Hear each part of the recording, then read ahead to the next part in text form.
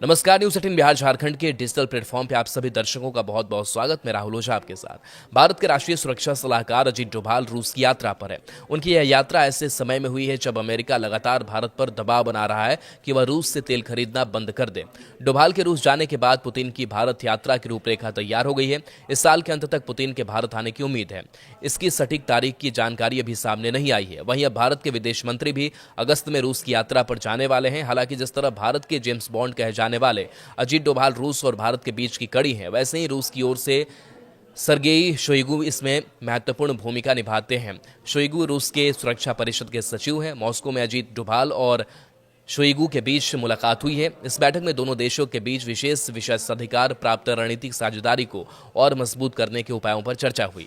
दोनों पक्षों ने इस साल के अंत में होने वाले द्विपक्षीय शिखर सम्मेलन की तैयारियों के लिए संयुक्त प्रयासों की आवश्यकता पर जोर दिया। इसके साथ ही रूस भारत के बीच बहुपक्षीय मंचों पर सहयोग और वैश्विक सुरक्षा के महत्वपूर्ण मुद्दों पर विचारों का आदान प्रदान किया गया। सरगेई शोइगु 2012-14 तक रूस के रक्षा मंत्री रहे हैं। 2024 से रूस की सुरक्षा परिषद के सचिव के तौर पर काम कर रहे हैं।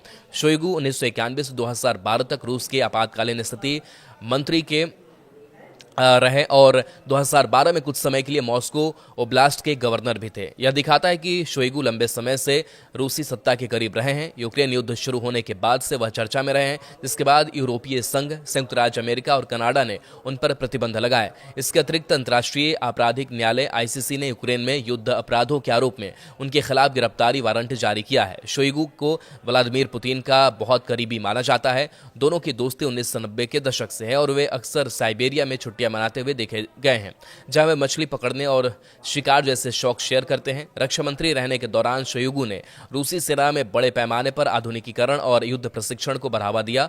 भारत स्थित रूसी दूतावास ने टेलीग्राम पर एक पोस्ट में लिखा, 7 अगस्त को रूस की सुरक्षा परिषद के सचिव शोइगु ने भारत के राष्ट्रीय सुरक्षा सलाहकार अजीत कुमार डोभाल के साथ बातचीत की।